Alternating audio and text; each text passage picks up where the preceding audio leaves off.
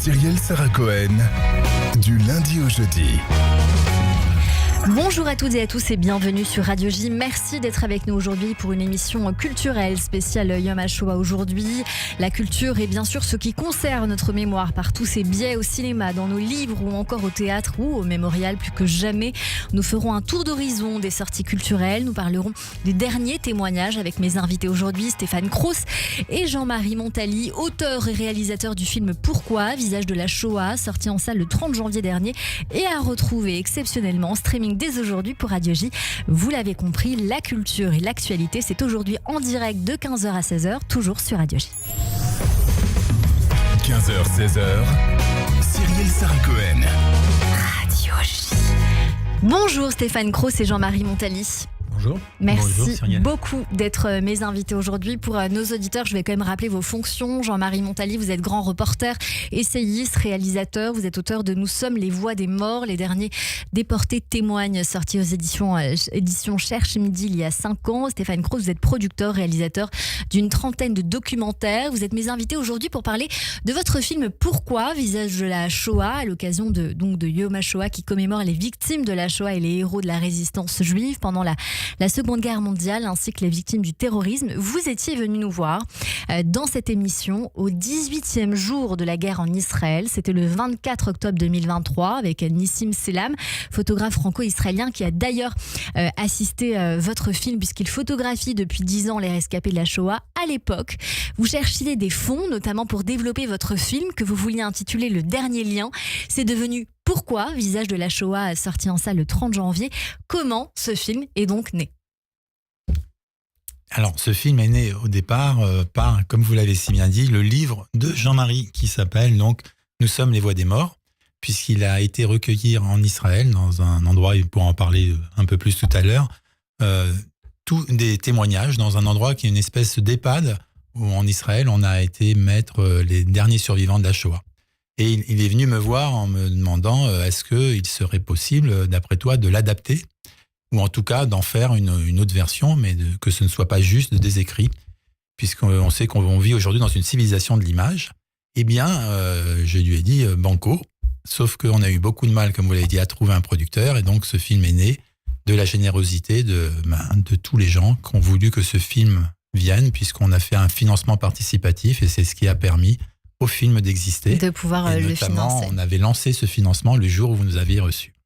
Donc j'espère que ça vous a porté chance. En tout cas, je suis très ravie de vous voir pour voir ce que cela a donné, le résultat. J'ai vu le film, je l'ai trouvé bouleversant, évidemment.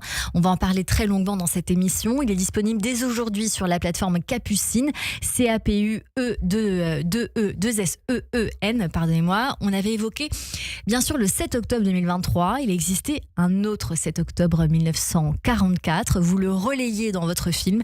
Et comment ne pas y voir un signe ? Écoutez. Le Troisième Reich agonise. Les nazis vont perdre la guerre, ils le savent. Mais ils veulent encore tuer le plus de juifs possible. Il faut tenir jusqu'à la libération. Le 7 octobre 1944, les Sonderkommando, ces prisonniers le plus souvent juifs, désignés par les SS pour accompagner les victimes jusqu'aux chambres à gaz, puis les corps jusqu'au four crématoire, se révoltent et détruisent une partie des installations de la machine à tuer. Un acte héroïque et désespéré qui se termine dans un bain de sang, mais qui sauve des milliers de vies, dont celle de Léon. Forcément, une question idiote. on entend cet extrait. Quel lien on peut faire ? Moi, j'entends le sursaut, la révolte, et puis le fait que certains aient voulu protéger les autres de cette manière, en tout cas qu'ils aient, après cette révolte, été protégés d'autres juifs de cette manière. Quel lien vous y faites-vous, Jean-Marie Montali ? C'est intéressant. Alors, c'est le témoignage de Léon Lefkovitch, donc qui le 7 octobre 1944 a été sélectionné pour être gazé. Et ce jour-là, on est quand même pas très loin de la libération d'Auschwitz, qui est quelques mois plus tard. Donc les armées soviétiques sont autour du camp. La guerre est perdue pour les nazis, mais ils veulent encore gazer des juifs. Et ce jour-là, il y a la révolte des Sonderkommando, vous savez, qui détruisent une partie des installations de la machine à tuer, donc ça enraye la machine à tuer. Et les SS qui pouvait pas donc suivre le rythme des tueries, ouvre la chambre à gaz, tire dans le tas. Mais Léon raconte aussi que ce jour-là, comme il savait exactement ce qui allait se passer dans la chambre à gaz, il avait un petit peu poussé les autres pour être juste sous les pommeaux de douche où allait tomber le Zyklon B. Donc il a été, quand il y a eu la fusillade, il a été protégé par les gens qui étaient devant lui. Et quand les SS ont tué les premiers, lui, ils ont raccompagné les autres. Donc il a été sauvé le 7 octobre 1944 et il a été il a été sauvé par le sacrifice d'autres juifs. Parce qu'évidemment, les Sonderkommandos qui sont révoltés savaient très bien qu'ils allaient tuer. D'ailleurs, la révolte s'est terminée dans un bain de sang où il y a eu plus de 300 personnes qui ont été tuées. Donc, ces gens-là, en se sacrifiant, ont sauvé tout de même la vie de milliers d'autres juifs. Est-ce qu'on peut faire un lien avec le 7 octobre où certains, finalement, sont sortis des habitations peut-être pour protéger ceux qui étaient à l'intérieur, par exemple? Oui, probablement, mais je ne sais pas. Si vous voulez, moi, quand je pense aux 2 dates, vous savez qu'on a importé le conflit en France, et on a beaucoup parlé de nazisme à tort et à travers, etc. Donc moi, le seul lien que je vois, c'est que le pogrom du 7 octobre était un pogrom à volonté génocidaire. Quand on tue des enfants, quand on tue des femmes, on tue l'avenir. On tue pas seulement le présent. Quand on tue des civils, c'est un pogrom à volonté génocidaire. C'est ce que je vois, moi, si vous voulez. Le rapport entre les 2 dates, c'est cette volonté. Évidemment, le 7 octobre, il y avait la volonté des Juifs de Sonderkommando de sauver des vies. Enfin, dans un camp où la volonté était de génocider le peuple juif. Bien sûr. Et le 7 octobre 2023, c'est ce qui s'est passé, cette volonté génocidaire. On le voit bien d'ailleurs dans les témoignages, les enregistrements des terroristes palestiniens. Ce fils qui appelle son père et sa mère pour dire « Papa, maman, soyez fiers de moi, j'ai tué des juifs. J'ai du sang juif sur les mains. » Il ne parle pas de sang israélien, il parle de sang juif.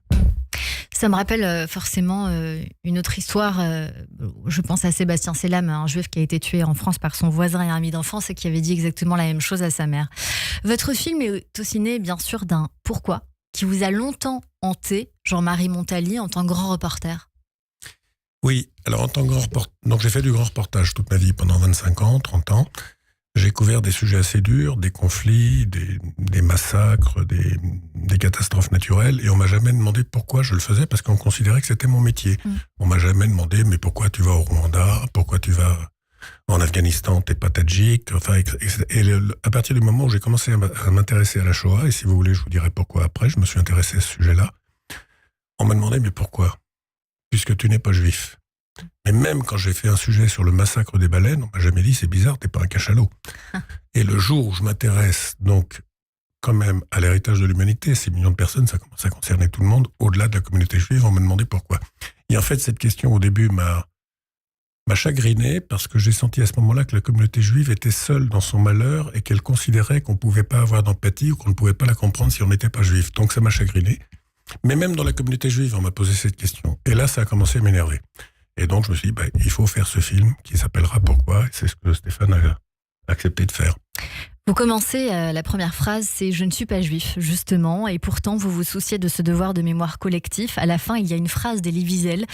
Ceux qui ne connaissent pas leur histoire s'exposent à ce qu'elle recommence. Vous parlez aux juifs ou à l'humanité ? Ah, mais à l'humanité. À l'humanité, évidemment, parce que c'est ce qu'on se disait tout à l'heure, la Shoah est un drame juif, mais c'est l'héritage de l'humanité. Nous sommes tous concernés, que nous soyons ou pas juifs. Moi, j'en suis l'héritier transitoire. Je vais transmettre cette mémoire à mes enfants. J'espère que mes enfants la transmettront à leur tour à leurs enfants. Donc, c'est un héritage de l'humanité. Je ne comprends même pas qu'on puisse poser la question. Pourquoi la Shoah, du coup ? Pourquoi la Shoah ? D'abord parce que dans mon métier, j'ai été souvent confronté à des massacres et même à 2 génocides. J'ai couvert 2 génocides, donc au Rwanda et en Bosnie. Donc la mécanique du mal m'intéressait. Et là, on était quand même avec le nazisme, on était quand même chez les champions du monde et de l'histoire de la mécanique du mal. Et puis parce qu'il y a quelques années, Madame Knoll a été assassinée chez elle, parce que juive. Et à l'époque, je dirigeais un journal. Et un grand quotidien, et j'ai voulu qu'on en fasse la une très rapidement en parlant d'antisémitisme, etc. Et j'ai compris qu'à ce moment-là, c'était pas si facile que ça de parler d'antisémitisme. Et en fait, ça m'a frappé. Je me suis dit, il faut qu'on le fasse parce que on sait pas très bien où commence l'antisémitisme. Est-ce que c'est la première blague de Dieudonné ? Est-ce que c'est au premier dérapage très contrôlé de Mélenchon ou des gens de LFI? Est-ce que c'est aux premiers enfants fusillés dans une école? Est-ce que c'est la première dame assassinée? On ne sait pas où ça commence, mais on sait où ça peut terminer depuis 1945. Donc il m'a semblé important de s'approprier ce sujet, de s'approprier encore plus que je ne le faisais avant, personnellement, s'approprier cet héritage pour le transmettre. Est-ce qu'il y a une retenue pour cette une? Il y a eu une hésitation, pas vraiment une retenue. Est-ce qu'on est sûr que c'est de l'antisémitisme? Enfin, il y a une discussion qui n'avait, à mon avis, pas lieu d'être. Voilà. Et puis même, on l'avait de toute façon quand il y a eu les manifestations à Paris. Bon, à part la communauté juive et quelques-uns, il y avait quand même pas beaucoup de monde. Donc on a l'impression qu'on peut pleurer sur toutes les victimes, mais pas sur les victimes juives. Que les juifs pleurent entre eux, nous ne pleurons pas avec eux. Moi, j'ai eu envie de pleurer avec eux, parce que tout de même, 6 millions de morts, c'est 6 millions. Pourquoi ce film? Il y a 6 millions de raisons. Plus une, Madame Knoll. Alexandre Amiel, bien sûr, je pense à Sarah Halimi également. Alexandre Amiel en a fait un documentaire, Pourquoi nous détestent-ils? Mais vous êtes allé poser la question à ceux qui sont encore le mieux placés pour en parler, nos derniers survivants de la Shoah, avec cette question d'abord toute simple. Pourquoi on déteste les Juifs? Réponse. Ça, je vous le demande. Pourquoi? Parce qu'on n'aime pas les Juifs. Personne n'aime les Juifs. Pour certains, c'est une race inférieure. Ce sont des mendiants, ce sont des usuriers, ce sont des gens que seul l'argent intéresse. Et ils parlent pas comme nous, ils mangent pas comme nous, ils s'habillent pas comme nous. D'après certains, on est des vauriens. D'après d'autres, on est... Ce que je sais quoi, on a tous les mochetés du monde. Je sais pas. אבל נולדתי יהודי, אני יהודי, מה אפשר לעשות? J'en sais rien. ועכשיו כל דבר שואלת למה זה קורה, למה אלוהים נותן לעשות את זה. The question is, how did they get along with it? Warum? Le pourquoi?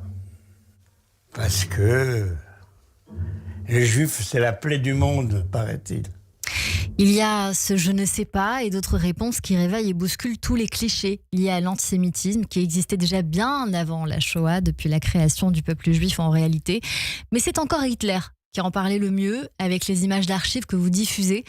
Ils font du profit partout, ils sont chez eux partout et nulle part. Est-ce que c'est bouleversant quand on entend ça?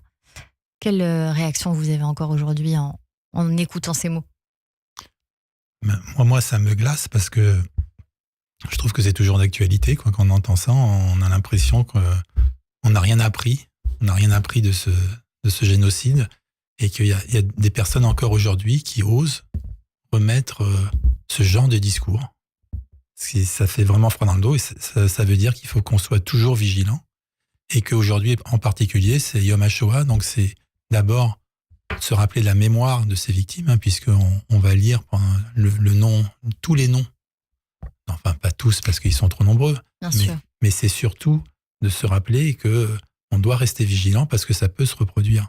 C'est ça, parce qu'aujourd'hui, à Yom HaShoah se déroule en ce moment une lecture publique ininterrompue de Nonc. Ça va durer 24 heures, de jour comme de nuit en Israël. C'est l'occasion de rappeler, puisque Hitler en parlait, que nous sommes bien sûr le peuple de l'exil. 62% des survivants de la Shoah sont des femmes, 38% sont des hommes, et puis plus de 6% des survivants ont émigré en Israël avant la création de l'État, entre 33 et 47. Toujours des chiffres, plus de 30% des survivants ont émigré en Israël lors de la grande vague d'immigration après la création de l'État, de 48 à 51, et 30% ont émigré entre 52 et 89, environ un tiers ont émigré depuis les années 90 lors de la dernière vague d'immigration en provenance de l'URSS. Et vous avez rencontré certains d'entre eux, vous, Jean-Marie Montali, déjà en faisant votre livre, notamment Mordechai et d'autres. Alors, on parle du livre et du film, c'est quand même deux choses. C'est deux choses très différentes, parce que dans le livre, on raconte des histoires. Dans le film, on suit vraiment cette narration du pourquoi. C'est ça, mais j'imagine que dans votre livre, il y a au moins 2-3 personnes que vous avez peut-être mis dans le film, je ne sais pas, c'est vous qui le direz. Non, alors on est allé rencontrer ces personnes qui étaient dans le livre, et finalement, si vous voulez, nous, on a dû se limiter au nombre de témoignages, et pour limiter le nombre de témoignages, on s'était appliqué quelques règles simples. Il faut que les gens, évidemment, aient une mémoire directe de l'événement, c'est-à-dire qu'ils n'étaient pas petit enfant pendant la Shoah, mais adolescent, pour avoir qui se souvenaient de ce qu'ils avaient vécu et non pas de ce qu'on leur avait raconté. Et ensuite, il fallait qu'ils soient encore en état de bien se souvenir. Et quelques témoins que j'avais vus pour le livre qu'on a rencontré, on a décidé, pour préserver leur dignité, finalement de ne pas utiliser leur témoignage parce qu'ils étaient parfois un petit peu perdus dans leur mémoire. Alors, il y a Mordechai, Zvi, Yehudit. Votre film Pourquoi, Visage de la Shoah est sorti en salle à l'occasion des 80 ans de la libération du camp d'Auschwitz. C'était le 27 janvier 1945 par l'armée soviétique. Vous explorez la mémoire de 10 des derniers survivants de la Shoah qui sont de toute origine confondus. J'imagine que vous les avez rencontrés aux 4 coins du globe. Alors, 4 coins du globe, non, mais l'idée, ce que expliquait Jean-Marie, c'est qu'on voulait retracer un petit peu tous les juifs d'Europe. Donc, effectivement, il y a des juifs allemands, des juifs roumains, des juifs hongrois, des juifs français. Mais ils sont quand même pas mal regroupés en France et en Israël. C'était les 2 endroits où on a principalement tourné. Et ce qui était compliqué, c'est que voilà, on a ramené 17 témoignages et il a fallu en garder 9. Donc, il a fallu faire des choix. Il a fallu faire aussi un tri de pourquoi on allait voir ces personnes et pas d'autres personnes. Pourquoi est-ce qu'on allait voir des personnes qui étaient peut-être moins, qu'il y a des gens qui n'ont jamais témoigné ou très peu, d'autres qui ont déjà témoigné, qui ont plus cette habitude de parole. Voilà. Tout ça, ça a fait partie d'un travail qu'on a fait ensemble. Parce que moi, là où j'ai été surpris, c'est qu'il y a beaucoup de survivants encore. On croit, à chaque fois on dit c'est les derniers. Alors, est-ce qu'on peut quantifier combien il en reste approximativement? Je vais vous dire un chiffre qui va vous surprendre, mais il est à prendre avec des pincettes. Il y a plus de 200 000 survivants encore de la Shoah, vivants. Wow.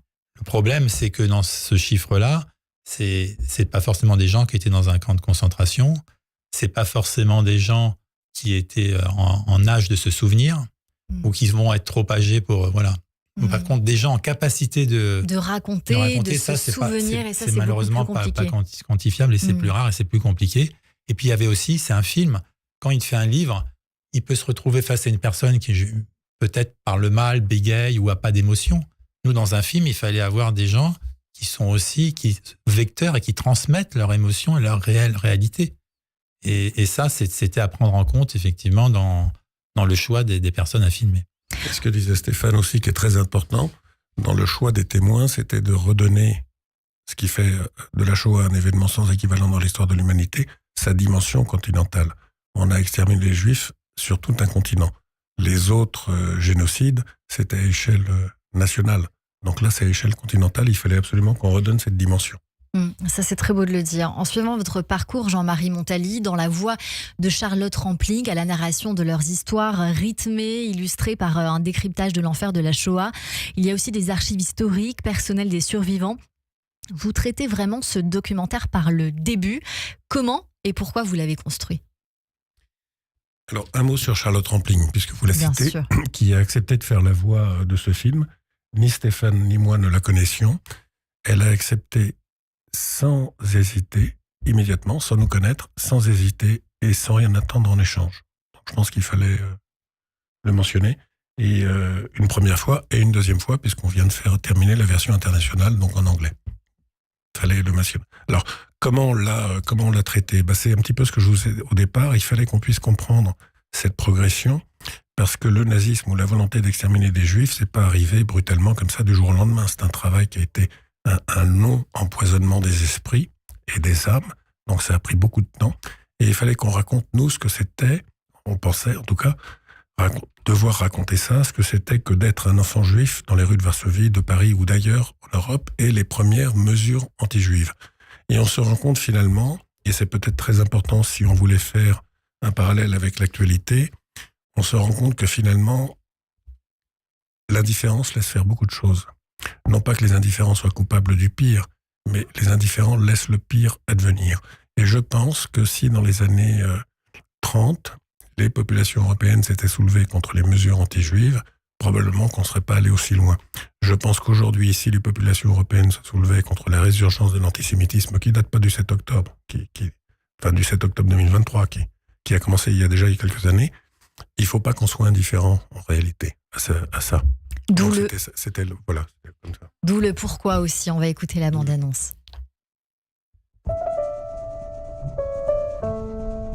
On était 200 par wagon. Les gosses, ils étaient à la hauteur du nombril des adultes. On était entassés comme... Je ne peux pas vous décrire. On étouffait là-dedans, hein, la chaleur qu'il faisait. On n'avait rien à manger. והמשפחה שלי הצליחה להגיע בחיים לאושוויץ. Vous savez, les morts là-bas, on les prenait dans une charrette, la tête elle pendait et les pieds de l'autre côté. Une fois déshabillés, on nous pousse dans la chambre à gaz. J'ai connu l'enfer des morts vivants. You were like an insect. You could stop and tread on you whenever you want to go by. Und der Regen rinnt, und der Regen rinnt. לא הסתכלו. ילדים קטנים. הם רצו רק לשרוף, להשמיד אותם. Sind die Berg und tief ist das Meer. Mein Herz ist müde und sein so schwer. Und der Regen rennt, und der Regen rennt. Hast du mich? Jean-Marie Montali et Stéphane Croos, il y a des souvenirs qui, pour certains, les ont marqués plus que d'autres. Et pour vous, est-ce que c'est aussi le cas à l'écoute de ces témoignages ? Moi, la dame hongroise qu'on entend dans la bande-annonce en hébreu qui dit « ils ont pris les petits-enfants » m'a marqué particulièrement parce que je suis d'origine hongroise, donc ça m'a touché. Mon père n'était pas dans un camp de concentration, mais dans un camp de travail en Roumanie où il a pu s'échapper, mais mes grands-parents que je n'ai pas connus, eux, sont hongrois et morts en camp de concentration. Donc je me suis... Et puis elle avait un visage, cette dame, même quand elle parlait pas, c'est ce que je disais tout à l'heure, son expression, c'est la force de l'image là par rapport aux mots, sans rien dire, ce silence, ça vous glace et ça en dit long sur ce qu'elle a pu vivre et surtout sur le fait que elle va mourir avec ça. C'est-à-dire que c'est quand on vit ce qu'ont vécu ces survivants, je pense que ça les hante tous les jours. Il y a Léon dit à un moment, mais moi, il n'y a pas une journée où je pense pas à Auschwitz. Je sais pas si on écoutera tout à l'heure cet extrait, mais c'est vraiment ça qui m'a le plus troublé, le plus marqué personnellement, c'est le fait qu'ils sont toujours dans ce souvenir et qu'ils continuent à vivre avec. Et ça, c'est quelque chose de très dur et qui nous doit nous rappeler que c'était pas de la science-fiction, quoi. On était face à des gens qui ont connu Himmler, qui nous parlent de Goebbels. On est face à l'histoire, mais à des personnes réelles qu'on a filmées. Et ça, c'est vraiment la force du témoignage de la vidéo, je trouve. Jean-Marie Montali. Le plus jeune des témoins du film a 94 ans. 95 ans maintenant. Léon Lefkovitch. Alors vous savez, souvent les personnes âgées, plus qu'un témoignage, moi ce sont les personnes âgées ont cette fragilité, cette faiblesse qu'ont les enfants. Et quand ils nous racontaient leurs histoires, en réalité, elles devenaient très vite les enfants qu'ils étaient il y a 80 ans. Et nous, on était complètement impuissants face à ça, on prenait tout quand même en pleine figure, parce que les témoignages sont très durs. Et à ce moment-là, plus que le témoignage, c'est la personne qui nous émeut. Comme pourrait nous émouvoir un enfant qui ne comprend pas ce qui se passe. Vous avez vu, au début du film, tout de suite, ils n'ont pas compris ce qui allait leur arriver. Donc l'émotion, elle est plutôt là, elle est plutôt envie de les prendre dans les bras en disant « vous inquiétez pas, plus personne ne vous fera de mal ». Ce qu'on leur a pas dit, d'abord parce que ça aurait été indécent, et puis ensuite parce que malheureusement, je ne suis pas sûr que ce soit une promesse qu'on puisse tenir. Vous restez avec nous, on continue cette émission avec vous, bien évidemment. On continue à parler du film Pourquoi dans un instant. Mes chroniqueurs nous rejoignent également. Mais tout de suite, c'est le rappel des titres sur Radio J. Radio J. Cyrielle Sarah Cohen. –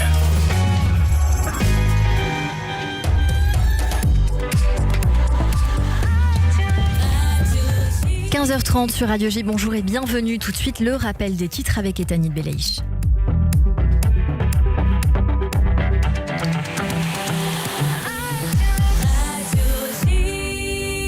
Rebonjour Etanit. Rebonjour Cyrielle, bonjour à tous. Comme tout Israël, les soldats de Tzahal ont commémoré ce matin Yom HaShoah sur tous les fronts de combat, dans la bande de Gaza comme en Judée-Samarie, en Syrie ou au Liban. Les militaires ont observé 1 minute de silence vers 10h au son des sirènes de commémoration en hommage aux 6 millions de victimes juives du nazisme lors de la Seconde Guerre mondiale. Le général Michael Kurilla, chef du commandement central américain, va s'entretenir cet après-midi avec le ministre israélien de la Défense, Israël Katz, et le chef d'état-major de Tzahal, Eyal Zamir, sur le dossier du nucléaire iranien. Une 3e session de pourparlers américano-iranien sur le nucléaire doit avoir lieu samedi à Oman. Les frappes russes doivent cesser immédiatement et sans condition, appel lancé par le président ukrainien Volodymyr Zelensky, qui écourte sa visite en cours en Afrique du Sud pour rentrer en Ukraine. Décision prise suite aux frappes russes qui ont visé Kiev dans la nuit. La tombe du pape François sera accessible au public dès dimanche matin à la basilique Sainte-Marie-Majeure de Rome, annonce le Vatican.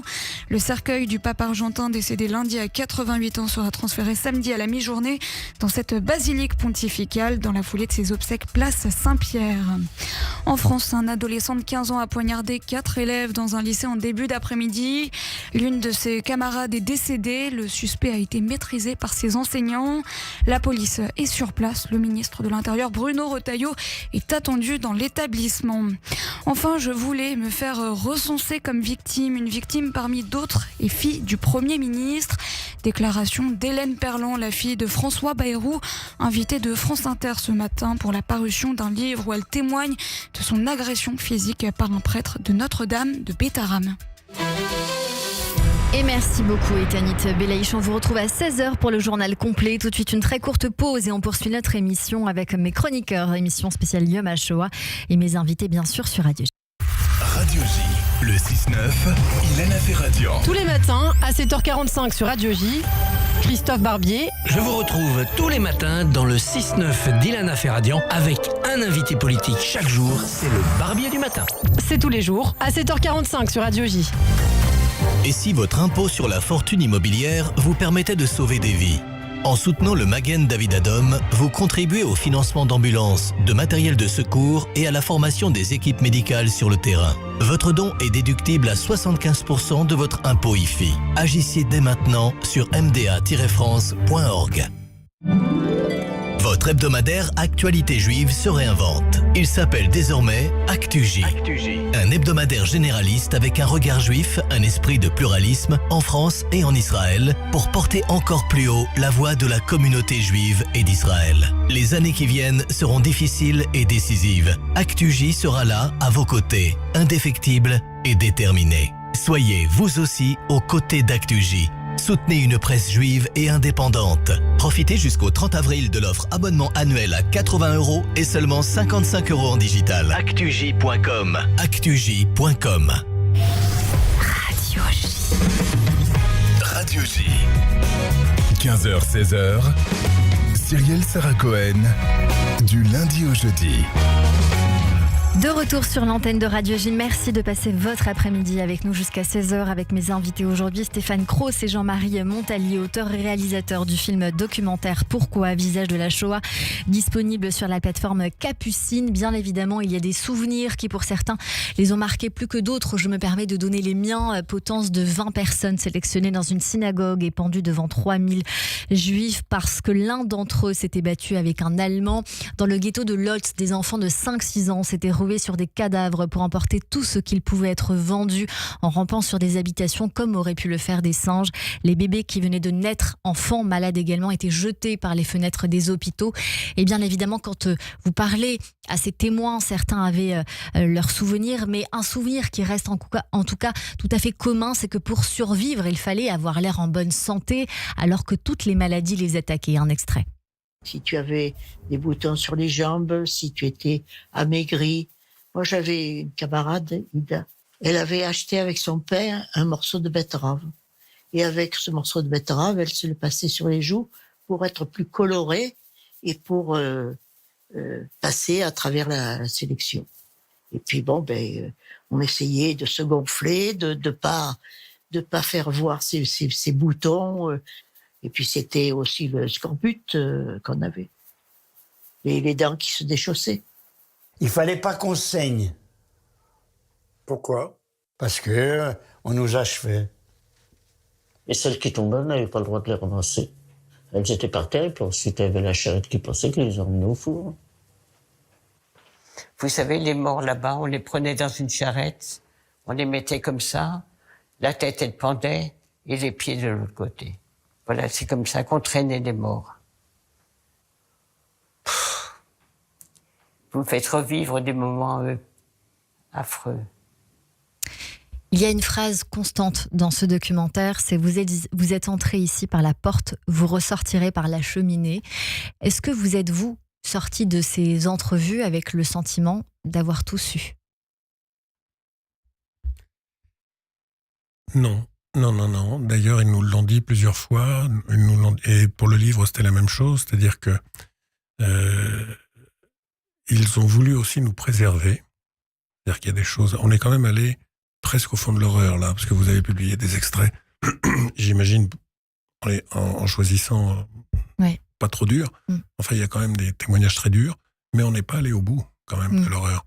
Donc, ils nous ont pas dit par pudeur, pour nous préserver. Et puis ensuite, je crois qu'il y a des choses, sincèrement, je pense qu'il y a des choses, et je me suis heurté à ça aussi pour le livre, je pense qu'il y a des choses, il n'y a pas de mots, en fait. Quand on parle de l'indicible, c'est pas une vue de l'esprit, hein, c'est pas quelque chose, ça existe, l'indicible existe. Donc, et puis ensuite, on sait aussi parfois quand même, vous avez entendu une témoin qui s'appelle Suzanne qui dit « Oh là là, vous me faites revivre des horreurs ». Bon, nous aussi, on se fixait des limites un petit peu quand même. Bien sûr. Et si je peux rajouter une chose, par exemple, on a un des témoins, Esther, on sait qu'aujourd'hui, c'était quelques heures, quelques jours, l'espérance de vie quand on arrive à Auschwitz. Elle est restée combien de temps? 17 mois. Donc, on peut imaginer aussi, sans qu'elle nous raconte de détails, que pour rester 17 mois, c'est pas que de la chance pour survivre, c'est-à-dire qu'elle a dû faire aussi des choses qui sont indicibles et qui restent ancrées en elle, comme il y en a un qui témoigne que lui, son travail, c'était de ramasser les morts et de les amener à un autre endroit. Quitte aussi à retirer des dents pour récupérer de l'or et acheter, entre guillemets, un médicament pour un ami. Tous ont expliqué... Enfin, certains ont dit on ne pouvait plus avoir de cœur à ce moment-là, c'était compliqué. On a vu en tout cas qu'il y avait une exception dans un de vos témoignages. On a le sentiment, vous le dites vous-même, d'avoir tout vu sur la Shoah, mais en tout cas pas avec ce documentaire, 1h40, où il est sincèrement impossible de douter encore une seconde de l'existence de la Shoah. Les discours et les souvenirs se recoupent. Vous avez rencontré des élèves il n'y a pas si longtemps, Stéphane Cross, vous me le disiez en off, et j'aimerais que vous disiez à l'antenne ce que vous m'avez dit qui nous a tous frappés. Oui, avec Jean-Marie, on était invités au FIGRA, qui est le grand festival international du grand reportage, où le film a fait l'ouverture. Et il y avait donc des élèves qui étaient de 13 ans de collège, qui n'ont pas eu encore au programme la Shoah, puisque c'est en 3e. Donc c'était l'année, eux, ils étaient en 4e, donc l'année prochaine, il va avoir. Mais vous savez, le programme de la Shoah, c'est quelques pages dans un livre d'histoire sur une année. Et donc ils découvrent pour la première fois. Alors c'était des questions surréalistes, du style, on partait vraiment de loin. C'est quoi un SS? Et puis il y en a un qui lève la main et qui dit mais les images qu'on voit dans les archives, c'est réel ou c'est de l'IA? Et donc là, on se pose la question. On en discutait ensemble tout à l'heure. Où est-ce qu'on va aller, puisque maintenant, même si les images d'un documentaire peuvent être remises en question, et les négationnistes, ici, c'est du pain béni pour eux. Donc, il va falloir vraiment faire très attention, sourcer ce qu'on dit, que peut-être l'image ne devienne pas juste que de l'image, mais que ce soit associé à des dialogues, à des débats, ce qu'on fait, et surtout à des livres, à de la lecture. Il y a une question difficile que vous posez, et je voudrais revenir dessus un petit peu pour terminer, c'est la question de Dieu. Et de la pensée de la Shoah, j'aimerais qu'on écoute cet extrait-là. Est-ce qu'il y avait l'aide de Dieu? Oh non, pas à moi. Non, ne parle pas de Dieu avec moi. Je ne sais pas. Il était où Dieu alors? Il était où Dieu pendant cette période-là? En train de dormir. C'est Dieu qui vous a aidé? Qui? Dieu? Non, sûrement pas. C'est moi. C'est moi qui me suis agrippé. Est-ce que depuis 1945, il y a un jour où vous ne pensez pas à la Shoah? Est-ce qu'il y a eu un seul jour? J'y vis tous les jours. Quand je vois une femme avec un enfant dans les bras, je la vois à la queue leu pour entrer dans la chambre à gaz. À cette période-là, je pense tout le temps à ça. J'y pense très souvent. Très souvent. On ne peut pas imaginer, mais on ne peut pas oublier ça. J'y pense pas comme une relique. Je pense pas ça constamment, c'est pas vrai. Ça, je ne le fais pas. Et je ne voudrais pas le faire. Ça serait que je suis encore là-bas. Et je ne veux pas. Je ne veux pas du tout, du tout. Quand on était à Auschwitz, on a l'impression qu'on n'est jamais sorti. Suzanne va vous dire, vous lui demandez quel, je crois, sentiment la domine aujourd'hui, et elle vous dit non, pas la haine, parce que ça me fait penser à Hitler. Moi, je préfère l'amour. Léon, vous le disiez, 95 ans aujourd'hui, la réponse sur l'avenir, elle est merveilleuse. Il vous dit, il me reste 6 ans parce que ça y est, j'en ai marre. Mais il s'en fout parce qu'il va rejoindre sa mère. Quelle belle croyance et quelle belle espérance. On est obligé forcément de penser à ça. Est-ce que vous avez des projets aujourd'hui ensemble, Stéphane Cross et Jean-Marie Montali ? Alors, on a un projet mais je sais pas, c'est un peu tôt pour en parler, d'une pièce de théâtre, qui serait tirée d'un épisode du film. Voilà, ça c'est une idée de Jean-Marie qui m'a soulevé et que je trouve vraiment exceptionnelle. Donc, ce serait d'en faire aussi une transmission vivante, pas juste une transmission vidéo sur le même sujet. Parce qu'il y a quand même une très belle histoire dans le film. On demande à Denise Toros-Marter, donc une rescapée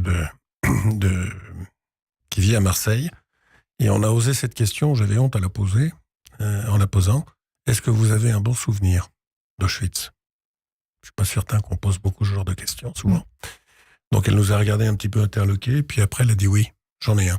Et en fait, avec d'autres déportés de son âge, donc des adolescentes de 16, 17, 18 ans, un jour où elles mouraient vraiment de faim, elles se sont inventées, elles ont imaginé un banquet, le banquet imaginaire à Auschwitz, où elles étaient habillées de robes de soie, où elles ont mangé tout un tas de choses, et où elles ont fait venir leurs boyfriends, dont Henri Fonda, Tyrone Powell, etc. Alors, ça a l'air anecdotique, mais ça dit aussi la force de l'imagination, la force de la pensée, la force du rêve, probablement quand on est pris dans un enfer. On va tenter d'en parler, bien sûr, dans cette émission de la force qu'il faut avec Judith Cohen-Solal dans cette émission Pour résister. Tout de suite, on fait un tour d'horizon culturel. Radio J. On a parlé de théâtre, on va en parler dans un instant, mais d'abord au cinéma. Depuis hier, La Chambre de Mariana, le nouveau film d'Emmanuel Finkiel, joué par Mélanie Thierry, Artem Kirik, Julia Goldberg. Vous nous en parlez, Rose Louvry-Bio. L'histoire se déroule dans l'Ukraine de 1943, occupée par l'Allemagne nazie. Hugo, un jeune garçon juif de 12 ans, est confié par sa mère à Mariana, une amie d'enfance vivant dans une maison close, afin qu'il échappe à la déportation. Caché dans le placard de la chambre où Mariana reçoit ses clients, Hugo observe et devine le monde à travers cette cachette, partagée entre la peur de se faire découvrir et la curiosité, ainsi qu'une sexualité naissante. Ce huis clos devient un souffle de vie nouveau pour un garçon ayant tout perdu. Alors c'est un récit qui résonne avec le journal d'Anne Frank, qui est en réalité une adaptation d'un livre publié en 2006 du romancier et poète israélien Aaron Appelfeld, décédé en 2018. Oui, cette histoire est directement inspirée de sa vie. Aaron Appelfeld perd sa mère en 1940, il est déporté en 1941 avec son père dans un camp à la frontière ukrainienne. Il s'évade en 1942 et se cache dans la forêt ukrainienne, au milieu de marginaux en tout genre, où il doit d'ailleurs taire ses origines juives. Cette adaptation du roman est une ode à la vie, au désir de vivre à travers les yeux d'Hugo. La guerre n'est plus seulement une malédiction, mais elle est un point de départ de sa nouvelle existence, entre redécouverte de soi et redécouverte du monde. Il faut aussi souligner le tour de force de Mélanie Thierry. Oui, Mélanie Thierry joue en ukrainien. Elle a d'ailleurs mis 2 ans à apprendre cette langue, mais rassurez-vous, si on retrouve le film principalement en version originale, quelques salles le jouent en version française. Ça mériterait forcément bien un César. Merci beaucoup, Rose Louvry-Bio. Tout de suite, on va passer au théâtre avec David Schweger. Au théâtre. Et forcément, on va bien sûr au théâtre avec vous, cher David. Bonjour, que nous avez-vous concocté aujourd'hui ? Bonjour Cyrielle et bonjour Jean-Marie Montali, c'est Stéphane Kraus. En un jour solennel et douloureux comme celui de Yom HaShoah, le chroniqueur que je suis et qui a trouvé chaque séance un spectacle en écho à l'actualité de l'émission et de nos invités n'a pas eu d'autre choix, c'était une évidence, que de rendre compte d'un spectacle dont nous avons déjà reçu l'auteur, Alexandre Amiel, dans l'émission et dont la production domine un peu le paysage du théâtre privé actuel, à savoir L'Injuste, mise en scène par Julien Cibre et où triomphe Jacques Weber dans le rôle sinistre de François Genoux, exécuteur testamentaire de Hitler et Goebbels, détenteurs de leurs droits d'auteur et combattants de la première heure au service des nationalismes arabes contre le sionisme. Dites-nous-en forcément un peu plus sur la pièce, David. Eh bien, Cyrielle, c'est ce triste personnage au crépuscule de sa vie que met en scène la pièce pour, en quelque sorte, faire le procès auquel il n'a pas eu droit au travers d'une confrontation avec une jeune journaliste israélienne venue en 1993 à son invitation dans son bunker suisse au fin fond d'une forêt afin de recueillir ses dernières confidences et pourquoi pas les prémices d'un repentir. C'est pourtant un tout autre ton, une toute autre posture qui attend la jeune femme. François Genoux, sommé de s'expliquer sur ses amitiés criminelles, sur ses compromissions avec le mal et le pire, se rebiffe d'emblée et semble entamer un numéro de séduction provocatrice, mettant en scène avec beaucoup d'art son parcours au sein de la petite et de la grande histoire. Il cherche donc à mener les débats. On devine qu'il a fait venir la jeune journaliste dans son antre afin, dans le grand style des leaders d'extrême droite non repentis, de se livrer à un énième plaidoyer provocateur d'auto-justification, un dernier pied de nez à l'humanité, lui, l'homme qu'aucune police ou agence n'a pu arrêter. Tout l'intérêt de la pièce réside dans le fait que cette jeune journaliste, sans doute choisie pour son goût du scoop et de sa naïveté, ne va pas se laisser faire et se montrer d'une singulière pertinence pour mettre l'injuste, c'est le pertinent titre de la pièce, face à ses contradictions et ses lâchetés. De fait, le duel tendu vire au thriller haletant où se rejoue le grand combat du mal et du bien, le drame de la conscience. C'est bien parce que vous ne nous donnez pas la fin, David. Et alors on reste pas. forcément, voilà, on a envie de savoir la suite. Un mot sur la mise en scène. Oui, Cyrielle, évidemment, avoir convoqué un des plus grands comédiens français de théâtre, prix d'excellence à sa sortie du conservatoire dans le rôle de François Genoux, donne à la pièce toute sa sombre intensité que souligne bien du reste l'éclairage et les décors de bunker très subtilement réalisés et à l'aune de la noirceur d'âme de Genoux. Weber, avec l'imposante stature qui est la sienne et sa voix inénarrable, parvient à donner au numéro dérisoire et provocateur de Genoux tout son sel et sa fougue provocatrice. Il faut donc en face du stentor Weber qui pourrait tout écraser sur son passage, une solide Élodie Navarre et sans doute une subtile direction d'acteur de Julien Cibre pour équilibrer le débat puis en renverser la tendance pour donner à la journaliste le dessus sur le sombre personnage. Un duo-duel donc fascinant en termes de subtilité de jeu dans un décor, on l'a dit, tout en gris kaki de bunker et en écran de télévision, en écran de surveillance télévisuelle. Pour conclure, David. Pour conclure, en ce jour de Yom HaShoah, je dirais que la pièce L'Injuste est le lieu d'une réflexion idoine sur l'insistance dans le mal et la noirceur qui conduisent à des horreurs absolues comme la Shoah. Sur scène, Jacques Weber donne toute sa mesure à la dérision subtile et grinçante du personnage de Genoux pour l'humanité. Une pièce à voir donc pour tous ceux qui, à l'instar des témoins du procès de Nuremberg, comme Hannah Arendt, veulent méditer sur les éléments de personnalité qui construisent un itinéraire du mal. Merci beaucoup, David Schweger. Je rappelle que L'Injuste d'Alexandre Amiel avec Jacques Weber et Élodie Navarre est mise en scène par Julien Cibre. Cela se joue au Théâtre de la Renaissance, 20 boulevard Saint-Martin, Paris 10e, du mardi au samedi à 19h, dimanche à 15h. Allez, tout de suite, c'est l'édito de Madar. Le billet du jour. Et c'est l'heure de retrouver Samuel Madar, plus connu sous le nom de l'édito de Madar sur les réseaux sociaux. Bonjour Samuel. Bonjour Cyrielle. Aujourd'hui, vous nous parlez de cette journée si particulière. Aujourd'hui, c'est Yom HaShoah, le jour du souvenir de la Shoah. On se souvient d'une blessure qui ne cicatrise pas. Et on rappelle que la barbarie n'est pas une idée abstraite. Elle porte des noms, des visages, des dates. Et laisse derrière elle des millions de silences. 6 millions. 6 millions de juifs assassinés parce qu'ils étaient juifs. Aux Pays-Bas, plus de 70% des juifs ont été exterminés. 75% en Hongrie. 80% en Lettonie. 86% en Grèce. 90% en Pologne. Voilà ce qu'est un génocide. Un vrai. Samuel, pour beaucoup de jeunes aujourd'hui, ils ne mesurent pas toujours ce que la Shoah a été. On en parlait, on l'évoquait dans cette émission. Pourquoi, selon vous, c'est si important de continuer à en parler ? Pourquoi ? Peut-être à cause de cette statistique terrible révélée en janvier dernier. Écoutez bien. 46% des jeunes Français âgés de 18 à 29 ans ont déclaré ne pas avoir entendu parler de la Shoah. Voilà pourquoi il faut continuer d'en parler. Encore et encore. À ces 46%, je veux leur dire que la Shoah n'est pas un sujet de contrôle d'histoire-géographie. C'est un avertissement réel, un marqueur indélébile de ce que l'homme est capable de produire de pire. Il ne s'agit pas d'une leçon que l'on apprend pour avoir une bonne note, mais d'un souvenir à perpétuer pour éduquer les consciences. La Shoah, c'est une entreprise d'extermination méthodique, bureaucratique, glaciale dans son efficacité. Une volonté chirurgicale de faire disparaître un peuple tout entier, jusqu'au dernier bébé, à la dernière vieille dame, à la dernière étincelle de vie juive.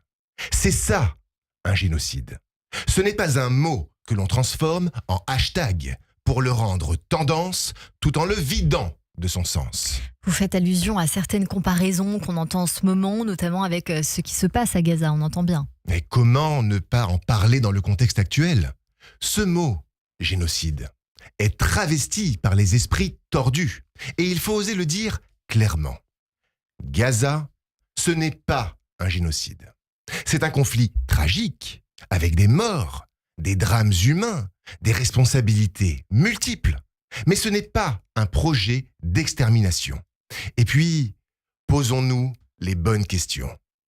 Appeler à tuer tous les juifs, c'est de la résistance ? Et lorsqu'une armée régulière répond à une attaque terroriste d'une violence monstrueuse, est-ce que c'est une solution finale ? Évidemment non. Vouloir faire croire que Tsahal ferait aujourd'hui ce que les nazis ont fait hier, ce n'est pas seulement faux, c'est obscène. C'est une insulte à l'histoire, à la mémoire des déportés et à la justice elle-même. Il faut avoir le courage de regarder l'histoire en face et savoir reconnaître un génocide d'un conflit armé. Rappeler ce qu'a été la Shoah n'a rien à voir avec le communautarisme. C'est un devoir universel, une exigence morale. Parce que ceux qui ont été assassinés n'ont plus de voix. Et parce que ceux qui les ont assassinés, eux, avaient un rêve, que plus personne ne se souvienne. Alors aujourd'hui, à Yom HaShoah, nous leur répondons. Nous nous souvenons et nous refusons que leur nom soit sali par des récupérations ignobles, des amalgames honteux ou des comparaisons indécentes.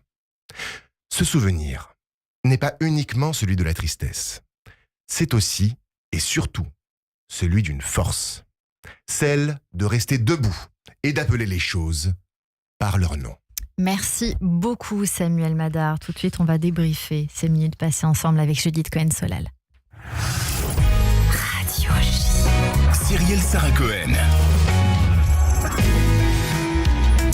Comme toujours à la fin de cette émission, on a pour habitude de débriefer ces minutes passées ensemble. Bonjour Judith. Bonjour Cyrielle. Plusieurs questions avec vous aujourd'hui, bien sûr, en ce jour de Yom HaShoah. Mais déjà, je voudrais recueillir peut-être une réaction de votre part au regard de tout ce qui s'est dit dans cette émission. Alors, je vais réagir aux invités, parce que pour le reste, il y a beaucoup de choses à dire, mais ils en ont dit pas mal. Moi, je trouve que déjà, le duo, c'est toujours très intéressant, parce que c'est deux regards différents, c'est deux expériences différentes. Et puis, il y a quelqu'un qui est juif, il y a quelqu'un qui n'est pas juif. Donc, comme vous l'avez dit, je me permets de le redire aussi. Donc, c'est là, il se passe quelque chose, je trouve, de fort. Et je retiens...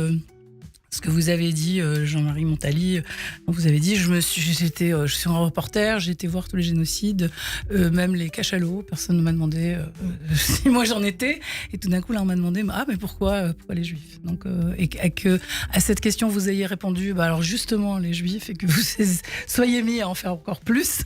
Je trouve que ça, c'est quelque chose qui est touchant. Ça veut dire que la transmission, ça fonctionne. Ça veut dire qu'il y a donc deux sensibilités différentes qui se sont mises à l'œuvre pour transmettre quelque chose, pour garder la mémoire.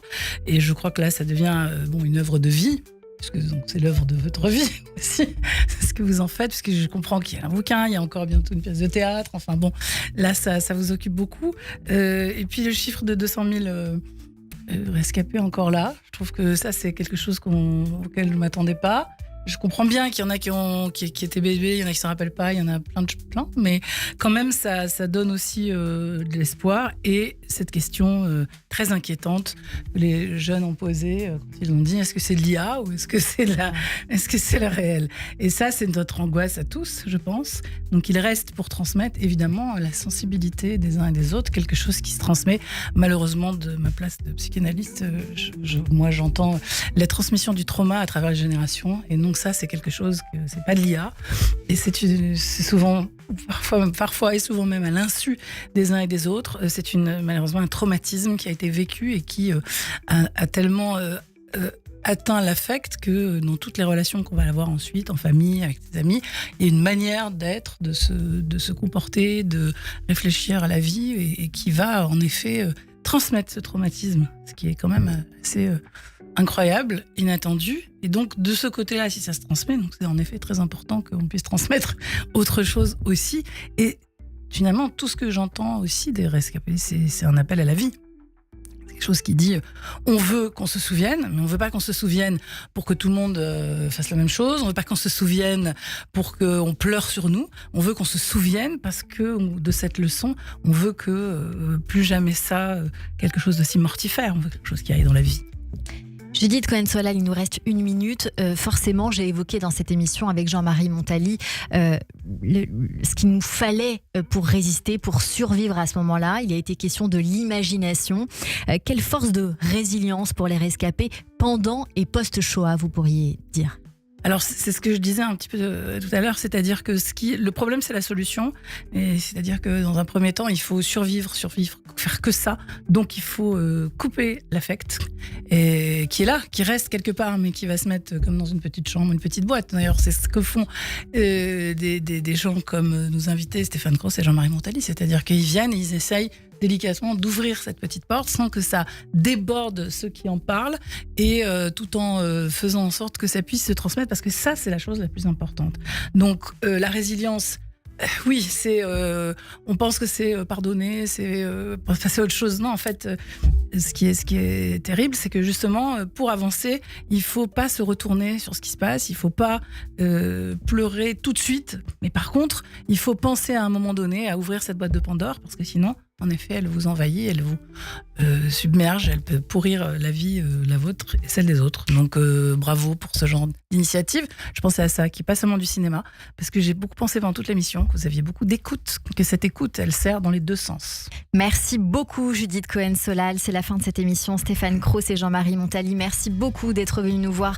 Vous êtes auteur-réalisateur du film Pourquoi, visage de la Shoah, disponible sur la plateforme Capucine. Merci pour cet échange. À bientôt, je l'espère, pour la pièce de théâtre. Je l'espère fortement. Merci à toutes et à tous de nous avoir suivis, mes chroniqueurs également. Et rendez-vous lundi dès 15h avec Régis Maillot, toujours sur Radio J.